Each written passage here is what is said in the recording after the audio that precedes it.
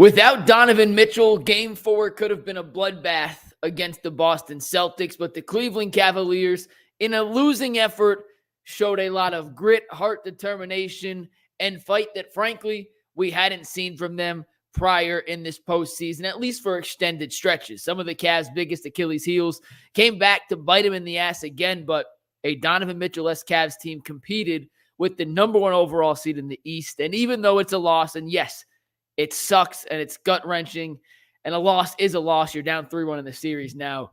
It is tough to be upset about the effort the Cavs put forward in this one. We're going to break it all down coming up right now on the Ultimate Cavaliers Show.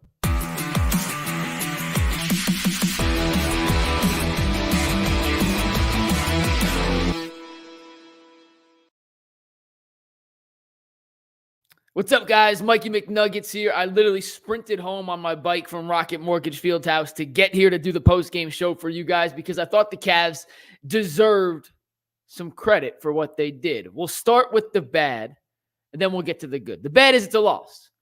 And in a situation where you had a chance to tie the series at 2 games apiece, you end up losing both games at home in front of a Rocket Mortgage Fieldhouse crowd that was electric in Game 3 and just as electric in Game 4.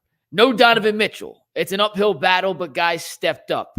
The refs certainly did not do Cleveland any favors. The final free throw tally, just to make sure I get this correct, 7 free throws for the Cavs and 24 free throws for the Boston Celtics. Now, granted, Cleveland shot more threes than Boston did. Cleveland took 48 threes. Boston only took 32. So when you take more threes, you'll naturally have fewer free throw attempts. Boston was more aggressive attacking the rim. But in Cleveland, on their home court, the referees certainly did not do any favors to the hometown team. I don't want to spend 5 minutes discussing each ticky-tack call. I'll just give you the blanket picture. I did not think this was a greatly officiated game. The whistle definitely did not favor the home team. And in the playoffs, you would hope if it's going to favor either side, it would be the home team tonight. That was not the case. The case for the Cavs was that they came out and could have folded from the get-go. Donovan Mitchell was questionable with a calf strain. Jared Allen questionable with a rib injury. He hasn't played since Game 4 against Orlando. They were 10-point underdogs before the Mitchell news. After the Mitchell news, they dropped to 12.5-point underdogs. Nobody gave this Cleveland squad, a ragtag bunch of starters, Darius Garland, Caris Levert, Max Strus, Isaac Okoro, and Evan Mobley, a shot in hell to compete with the Boston Celtics, who were coming off a really impressive Game 3 dub. But what this Cavs team did tonight is what makes this team so frustrating in the big picture. Darius Garland played a terrific game. He went scoreless in the first quarter, 0 points. Finished the game with 30 and 7. And yeah, he missed 9 threes. He was 4 of 13 from 3. He was 12 of 27 from the floor.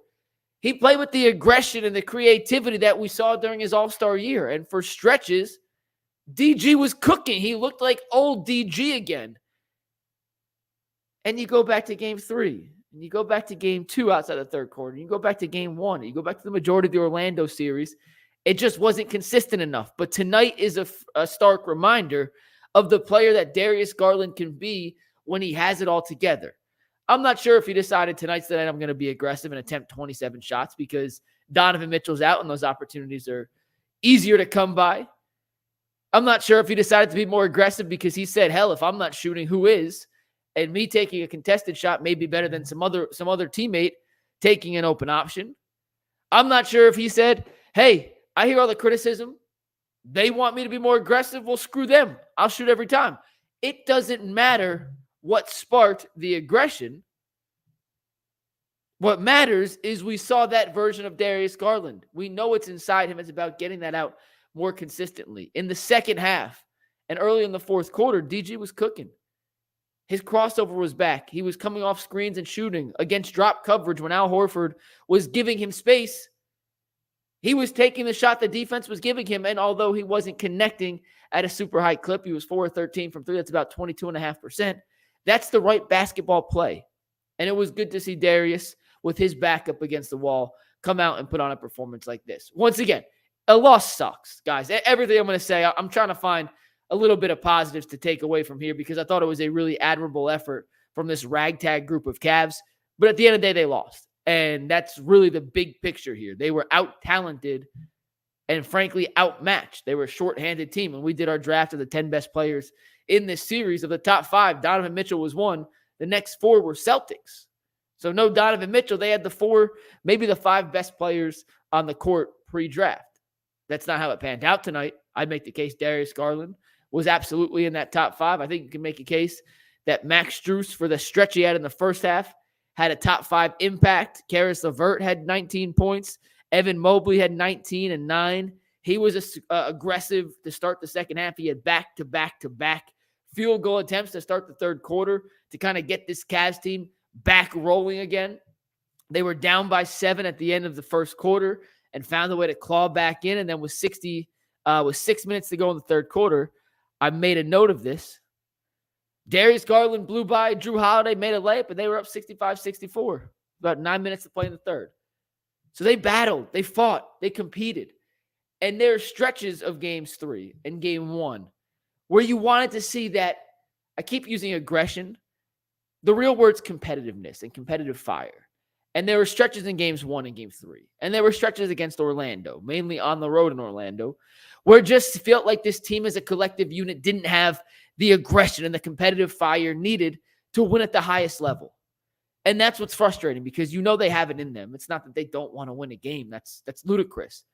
But it's about bringing it out. It's about channeling that into winning basketball plays. And today, they did it as best as they could. It just wasn't good enough to beat the Boston Celtics without Donovan Mitchell. In the first half, the Cavs were on fire from 3. Strus had 5. They were knocking them down left and right. They were shooting 47.8% from 3 in the first half. They ended the game shooting just 31.3%. When you don't have Donovan Mitchell on the floor, because I know one of the criticisms we're going to hear tomorrow is the Cavs were too reliant on the three-point shot. Well, when you don't have Donovan Mitchell to create, you have to rely on your best chance to beat a good defensive team. And I agree with JB Bickerstaff's assessment in this sense for this game, which is we're going to have to shoot 40, 45 threes and pray a bunch go in. And you saw in the first half, when the Cavs had all that success on offense, they had 57 first half points. They were letting them fly, and it was going in. Sam Merrill had 2. George Niang came off the bench and had a 3. Like I said, Strus had 5. DG had 2. Everyone was hitting shots. The only one who wasn't making threes, and we'll talk about Isaac Okoro in a sec, it was Isaac Okoro who had another tough game. He's not doing himself any favors in this series as he gets ready to hit free agency, but we'll talk about him in a sec. It was good to see Darius play with the manner and aggression and competitive fire and creativity and flow that we hadn't seen in a while. Caris Levert had stretches where he was the primary playmaker on the court. And while he's Caris Levert, he's going to have his ups and downs, his peaks and valleys. We showed you guys the tweet on the show today where it feels like Caris Levert has a spinner in his head, and on every possession, it can land on a player ranging from Michael Jordan to Anthony Bennett, and that's what he's going to do on that possession. He had his possessions where he airballed a 3 after trying to go one-on-one for 16 seconds, but he also made some really good plays, and him and Evan Mobley had a little bit of a pick-and-roll chemistry we hadn't seen much so far this postseason, or frankly during the regular season, that I wish maybe they had tried to unlock a little earlier, because it resulted in some quality looks for this Cavs offense. We never saw the 3 tiny lineup because Donovan Mitchell was out. But we did see Sam Merrill play 17 minutes. He was 2 of 7 from 3, hit a free throw, 7 points. He had the 2 threes early, which ignited the crowd and lit a fire to really allow this Cavs team to claw back into it when they were down 12 in the second quarter. Mobley was aggressive coming out the stretch. The issue with Mobley, and I'm going to see if I can pull up the tweet as I'm talking, so I apologize if this is a little stagnant while I find the tweet, but realcavsfans.com tweeted out, and where is it? This was at half. So these are the halftime numbers. I don't have the updated numbers, but this was the half. Boston was 12 for 13 on field goals in the restricted area. 12 of 13. The Cavs were 3 of 9. Boston had 24 rebounds. The Cavs had 15. At the end of the game, the Cavs finished with 32 rebounds. Boston had 48. So as good as Mobley played in stretches, and as much as he did what he could holding down the paint, he's not at the point to be a long-term center at this stage of his career if the other guys around him aren't going to rebound. You look at the rebounding numbers for some of the other Cavs. In the starting lineup, Isaac Okoro, 21 minutes, three rebounds. Garland, 40 minutes, 3 rebounds. Levert, 40 minutes, 5 rebounds. Strus had 7. They had 5 rebounds total off the bench. You look at Boston, Tatum had 11. Horford had 6. Holiday and White had 7 each. Jaylen Brown had 8. Cornette had 6. Just too many big bodies on the wings coming in and corralling rebounds when the Cavs wings are 6'3", 6'4". We talked about it on the show today. It's just a size mismatch. And Mobley, for as good as he is at protecting the rim, is not an elite rebounder at this point of his career. And the guards on the Cavs got out-rebounded by the guards of the Celtics. The wings on the Cavs got out-rebounded by the wings of the Celtics. And that's kind of how Boston ended up with so many more free throw attempts and so many more overall shot attempts from within the arc in the restricted area. And if the Boston Celtics are going to shoot damn near 75% from the restricted area, it's going to be tough to knock off a team that won 68 games during the regular season. With Donovan Mitchell out, the Cavs reverted to something that I think we all wanted to see more of earlier in the season, not the series, in the season, and that was some motion offense. And if you go back and you watch Max Strus's first couple of threes, they weren't off pick and roll driving kicks. They were actually running some sets where the primary action and the backside pin downs and the double screens and Strus running off 2 screens or whatever you want to call them, pin down. You can name 100 different things. Every coach calls them something else. The backside action wasn't just a decoy. That's what they were actually looking for. And we talked about it on the show today, ironically. It was not planned. But in Miami, that's how Strus got all his shots. Like, he wasn't just a guy who stood in the corner, and he wasn't a decoy. Miami doesn't really run a ton of decoy sets. If they're going to run something, it's to get your eyes focused on one. Well, I guess you call it a decoy, but they're more locked into the actual motion, whether it's front side or backside. The Cavs do a ton, and I mean, they do a ton of off-ball movement, but it's just to get you into the matchup they want in a pick and roll. Different offense than Miami runs. And tonight they took a page out of the Miami playbook to get Strus going. And it's no surprise that Max Strus, who has struggled in the playoffs, and one game doesn't change how poorly he's played throughout the duration of this playoffs, but it's no surprise with Donovan Mitchell out and his team needing a boost, the guy who has the most playoff experience on this team as a starter stepped up in a big way. And kudos to the coaching staff for saying, hey, we don't have our best individual creator. How can we score? Well, let's run some stuff to get Max Strus open on the perimeter and see if he can knock down a few shots. And guess what? He did. He made 4 in the first half. He made 5 for the game. And it was by far the best stretch of basketball we've seen from Max Strus in this postseason. Now, with that being said, I said give him kudos for utilizing that today with Donovan Mitchell out. Shame on you guys for not utilizing it earlier in the postseason, even when Donovan Mitchell's in. The Cavs have to find a better balance when Donovan's healthy. And this goes back to the regular season. This is applicable to the postseason. If Donovan stays next year, whoever the coach is, whether it's JB, someone else, who knows, this is going to apply to them too. Mix it up. It doesn't have to always be so pick and roll heavy. You can do a combination of creating the mismatch you want in a pick and roll on one side of the court while also having the decoy be a viable option in the offense. You could do both, and shame on at least this coaching staff, in my opinion, for not doing more of that throughout the regular season. Other guys who played well. Tristan Thompson's minutes, I thought were productive. I know he only played 9, but I thought he was impactful when he was on the court. George Niang, he hit the 3. He missed 2 more. His defense was iffy. I think I'm okay if he doesn't play again. I'll be totally honest. It's been a lost cause from this postseason. He doesn't have it. It is what it is. I'm sorry, George, but if he doesn't get off the bench again, I don't think anyone's going to be upset. Dean Wade played 25 minutes. He had 1 rebound, 1 steal, 1 block, hit a 3. He missed the 3 in the fourth quarter. As the Cavs are making that run, I believe DG hit the 3. I made a note of it. Hold on, let me pull up my notes. DG hits the 3 to make it 98-86. Then Wade hits a 3 to make it 98-89. Then Mobley made a layup to make it 98-91. The Cavs get a turnover. They go down. Garland swings it to Wade on the right wing, and it was a wide open 3. Had he had made that, it would have made it a 4-point game. Had Dean Wade made that 3, it would have been 98-94. The crowd was ready to erupt. It was on the tip of their fingertips. Like, it was so close to a full-on Cavalanche eruption with LeBron James sitting courtside. We'll talk about LeBron in a second, I promise. That you would have been able to hear Rocket Mortgage Fieldhouse from Chagrin Falls. That's how loud the crowd was ready to go if Dean Wade had made that shot. It would have forced Boston to take another timeout. Boston's a good team. They won 68 games during the regular season. They had the best record in basketball. We know all their accolades. But I'm still not 100% convinced that Boston has a killer instinct. And had Dean Wade made that shot and made it a two-possession game, a 98-94 game with about 5 minutes to play, I think there's a damn good chance Boston ends up choking that game away. Now, without Donovan Mitchell, do the Cavs have a closer? That can be your counter. Totally valid. But I don't love the way Boston closes out games. And had Dean put the legitimate pressure of a two-possession game right in front of their faces, I would have felt really, really good about the Cavs' chance to pull that off today. Dean Wade played well. I mentioned Isaac Okoro earlier. He had a great regular season. And for all the steps forward he took during the regular season, he's been regressing way back closer to the mean than I would have liked. I didn't think he would shoot as well as he did during the regular season during the postseason. Very few players do, especially role guys. But his shooting's fallen off a cliff. He was 1 of 8 today, 0 of 4 from 3.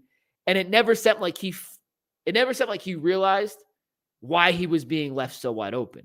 And that goes both ways. Because if you're left that wide open, you're like, yeah, it's a good shot. I got to shoot it. But at some point,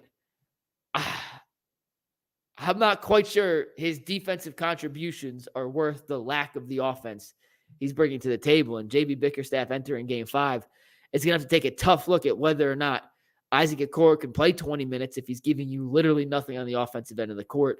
And because he's giving up 3-4 inches to Tatum and Brown, although he is a good defender, I'm not taking anything away from him.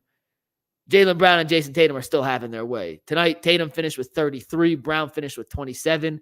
Both shot close to 50% from the floor. Brown shot 60%. Tatum shot 44%. 9 free throws each. Okoro had 2 fouls. If he's not scoring more, it is really tough for him to be on the court right now. And I think as Dean Wade continues to build up his sea legs, I would not be surprised to see Dean Wade in the starting lineup instead of Isaac Okoro in Game 4. It gives him a little more size to help Mobley on the glass. It gives them a little more spacing. And whether or not Mitchell's healthy, a calf strain's tough. That's what Giannis was dealing with. We never saw, I don't think he played in the playoffs, did he? I don't think Giannis ever played. We saw Durant have a calf strain, missed 4 weeks last season when he was still with the Nets. That's what kept him out the season before he was traded to Phoenix.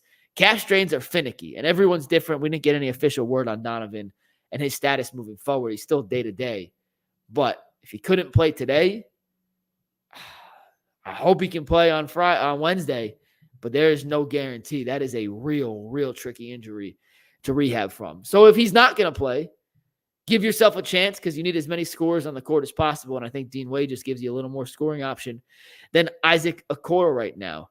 Couple other notes I made throughout the game that I thought were worth pointing out. Cavs in the first quarter were 6 of 9 from 3. They had 11 bench points. When they showed LeBron James on the Jumbotron, when he got his coronation from the crowd, the Celtics immediately went on a 12-0 run. So I'm not sure if showing LeBron made the Cavs nervous.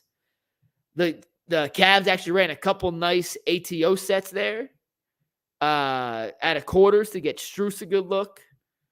He made a 3. Niang made a 3. They just were trading buckets with Boston. Back and forth. Tatum hit that step back to end the first half to make it a 5-point game. Peyton Pritchard, by the way, I typically support shorter white guys who can make shots. That is right up my alley of NBA player. I am so sick and tired of seeing Peyton Pritchard hit dagger threes at the end of the third quarter. Like, can we just get the ball out of his hands in the third quarter? I know this sounds crazy. I'd rather have Jayson Tatum or Jaylen Brown dribbling the clock out to end the third quarter than I would with Peyton Pritchard. I don't know. Like, Peyton Pritchard, this is 2 out of 3 games now. In Game 1, he did it. In Game 4, he did it.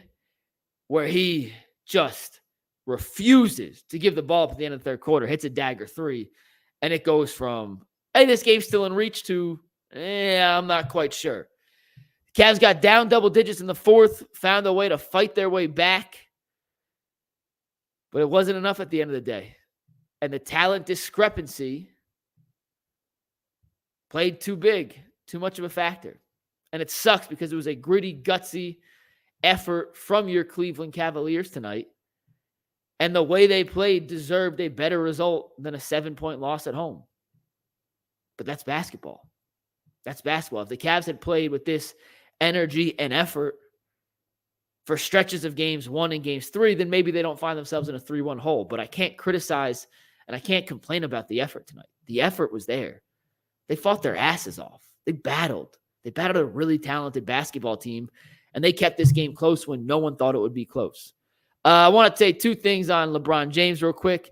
Then I'll get to some viewer comments and a text from Corey. My phone is blowing up. Corey, I got you. I will read your text. Do not worry.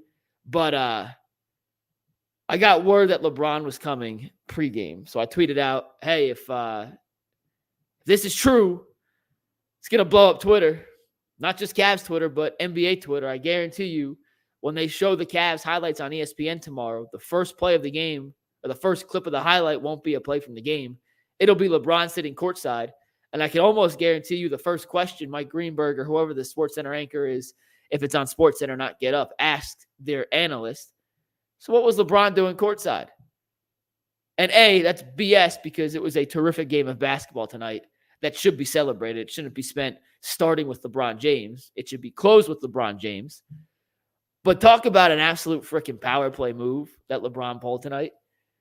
He's sitting courtside, flirting with his hometown team, a team that would love to bring him back, while he's trying to ring the Los Angeles Lakers for every dollar possible.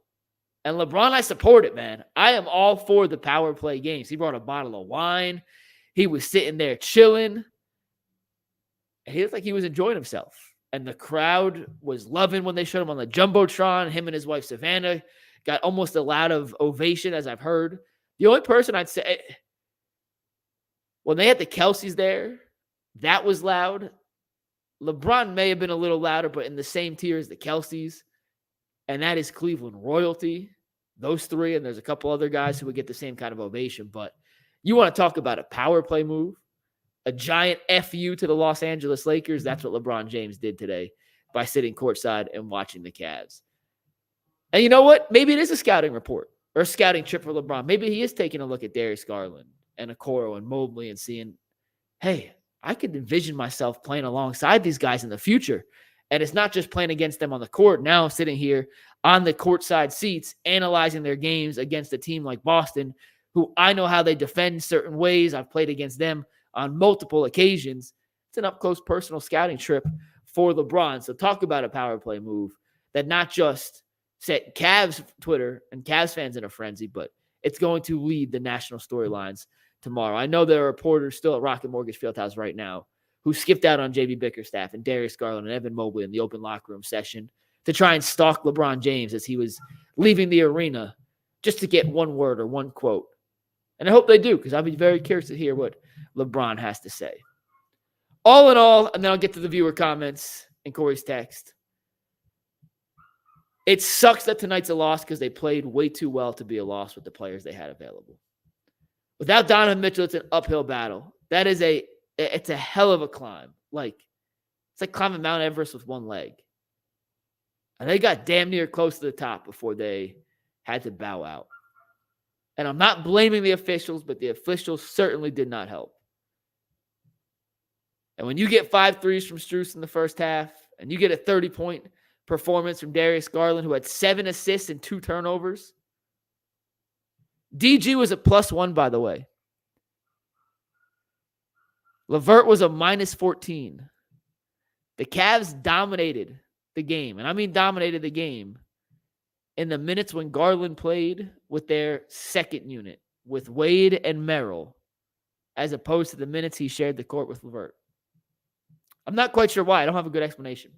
I'll have to go back and watch the tape tomorrow morning to see if they did anything different. I really don't have a good explanation. But to see those two who both played 40 minutes, one at +1, one at -40, means the minutes that they did not overlap were terrific on Darius Garland's end and not so great on Levert. And I have no idea why. I'm just looking at the box score as I go through this. Strus got ejected, or fouled out, whatever, not ejected. But you look at the box score. They made 15 threes. They shot 44%. The 5 free throws, that sucks. That's tough. But they played too good of a game for this to go unnoticed and for this to go unappreciated. It sucks they lost. Don't get me wrong. Like, it's gut-wrenching. Boston's a good team. Now it's do or die for the Cavs, literally. Game 5. Wednesday night in Boston. We'll see how it goes. All right. Corey Crawford, Jay's son, texted me. He emphasized 2 of his messages. So, Corey, I will read your text. This is from Corey Crawford, Rutgers track coach. Corey says, and I quote, "I'm sorry, but Mitchell seems a little soft here. We've been getting on Garland all year for his lack of play and injuries, but here we are, the biggest game in the last 8 years, and our big 5-star max players in street clothes after finishing the game. I don't know, man. I don't think he's soft, but we can't give him a total pass. Allen either." All right, here's what I'm going to say about Donovan Mitchell. I've gotten to know Donovan, I would say, decently well this season. That dude is a warrior. And I have no idea. JB Bickerstaff said pregame, the calf strain happened in the last 2 minutes of game 3. He wasn't exactly sure what play it was. He's not exactly sure when it happened. All he knows was it was in the final minutes of game 3. We saw Donovan sit out most of February and the early parts of March with a banged up knee. He comes back, he breaks his nose. He looked as good as he had looked since his pre-All-Star break form after having 9 days off between the final regular season game and the game against Orlando. He needed that rest, the 9 days of rest, to recover and feel as good physically as he could. And even in against Orlando in games 1 and 2, you could see he wasn't 100%. He had looked better, but he wasn't 100%. Limping up and down the court in little stints. And as the series progressed by game 5, despite his historic scoring outputs, you could tell he just wasn't moving as well. And I said this on the show, I think after game 6, and I'll repeat it again here. Since game 5 of the first round against Orlando, the Cavs have played off, game, rest, every other day. Day on, day off, day on, day off. And that, I just don't know how much recovery he's going to be able to get when he's playing 40 minutes a game, has a day off, and then is immediately asked to carry the entire offense again. Donovan's played through a lot of shit this season. A lot of stuff that would keep a lot of players out. And he found ways to grit through it even when he wasn't playing well. So they called it a calf strain. Giannis was a calf strain, and he sat the entire series, never got a chance to come back. They were worried it was more of an Achilles than it was a calf. I wish I had more information on the actual injury from Donovan. JB was as vague as humanly possible before the game. I don't have an answer, but Donovan's a tough SOB, man. And I have a feeling, and I know Donovan knows exactly what's on the line for him personally. Donovan knows all the pressure and all the stakes. If the Cavs lose, it's not Evan Mobley's fault. And it's not Darius Garland's fault. The big picture narrative will be it's Donovan Mitchell's fault. He's the best player. That's what happens. I mentioned this last week. It's not Rui Hachimura's fault the Lakers lost, even though he's the one that refused to help despite being pushed by Taurean Prince to get over to Jamal Murray on the game-winning shot. It's not D'Angelo Russell's fault for putting up a goose egg in a closeout game. You know whose fault it is they lost the series? It's LeBron James, and he averaged 27 points, 8 rebounds, and 7 assists. It always falls on the best players. I know Donovan well enough to know if he could have played, he would have tried to gut it out and play. And I'm not a doctor, Corey. I'm not a calf expert. You teach track. You honestly probably know these injuries better than I do.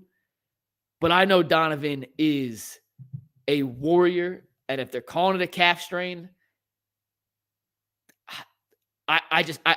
There are certain guys I would say, yeah, maybe they're being a little soft. With Donovan, I just can't fathom him not being on the court if he was humanly possible able to play. That's just my 2 cents. I don't know. But I think looking at how Giannis missed so much time, how Kevin Durant with a calf strain 2 years ago when he was still in Brooklyn, they said he was going to miss a week. He ended up missing 4 to 5 weeks with the calf strain. I wish I had more information for you, man. I know Donovan well enough to know if he could have played. My gut tells me he would have done everything in his power to make sure he was on the court today. I got 4 super chats. Batman said, DG scored a sloppy 30. Trade him, Cleveland. He scored. Like he took shots he needed to take. It was, I thought, an impressive DG performance. It wasn't perfect, but I thought it was impressive. And he's not perfect. Like, he is not a perfect player. He's a flawed player. And is he a max player? Well, he is because the Cavs already paid him the max. I don't think he's of a caliber of a max player.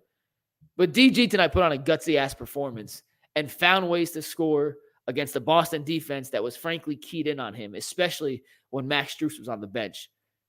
Their whole defense was funneled to stopping Darius from driving, and he found ways to get to the paint. So, it's a sloppy 30 because he took 27 shots, sure, if that's what you want to call it.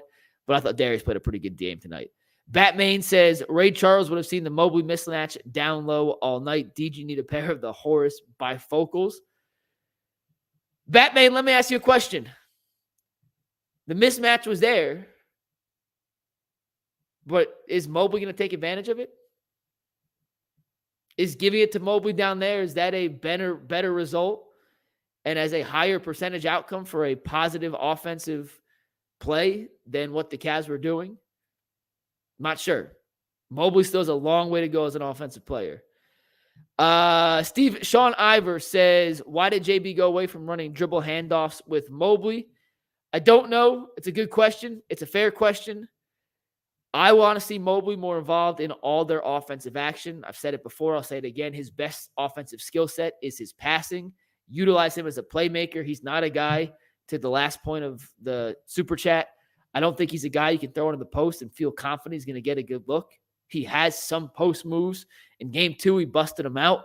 In games 3 and 4, he was getting stonewalled by Al Horford, Derek White, and Drew Holiday. Like, that's kind of where he's at offensively right now. So I'm not sure feeding him in the post 20, 30 times a game is going to yield the results you want. Just kind of is what it is. So I want to see him more as a playmaker, as a creator.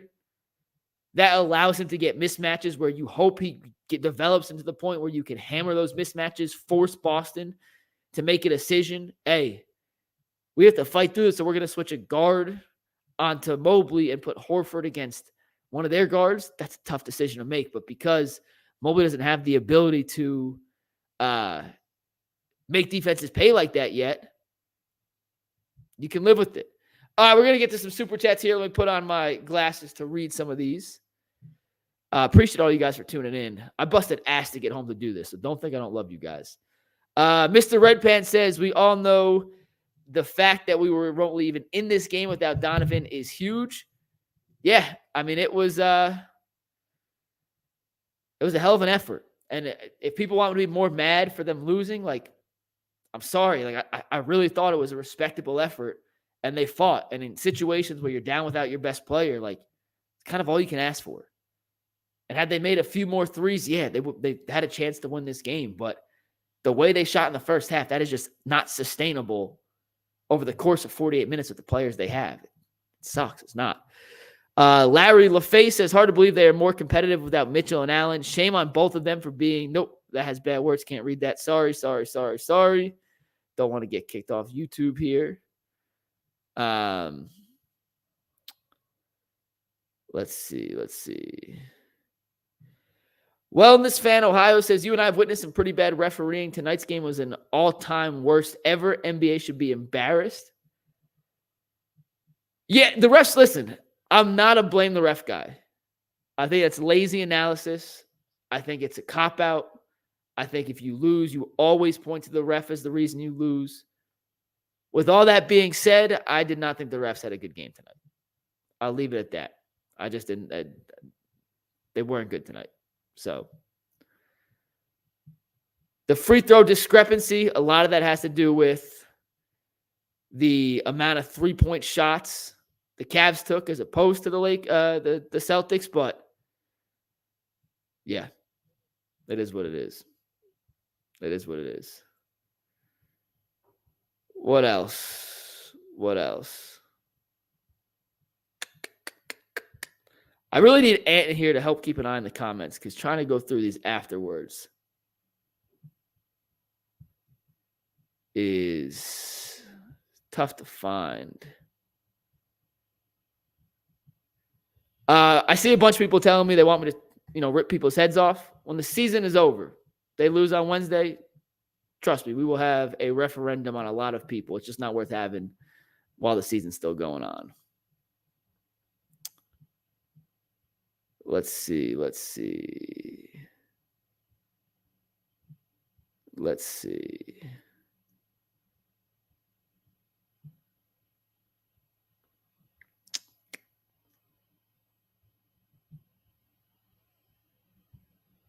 Strus for $60 million.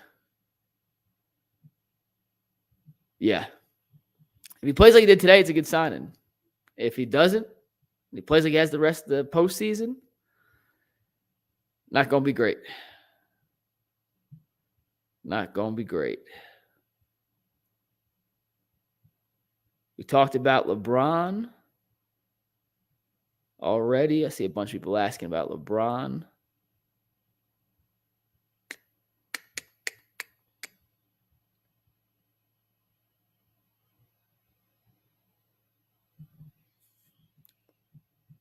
Let's see. If I got nothing more here in a sec, it keeps glitching up on me. I'm just going to wrap this up. All right, StreamYard's wrapping up, freezing up on me, so I apologize for not getting to a bunch of these comments, but I can't scroll past the three I'm looking at right now. We've already addressed all three of those, plus it's been 37 minutes. 3-1. Cavs are in a hole. If any team knows how to get out of a 3-1 hole, it is the Cleveland Cavaliers, but LeBron James, I was going to say LeBron James ain't walking through those doors anytime soon, but kind of did today. So who knows? I'd love to see LeBron back next year, I'm going to be honest. He would look really, really, really good in this Cleveland lineup with some of these guys, but StreamYard's being a pain in the butt. So that's going to wrap it. We'll see y'all tomorrow on the Ultimate Cleveland Sports Show. Tyvis, Bull, Jason, they're in the house. Peace.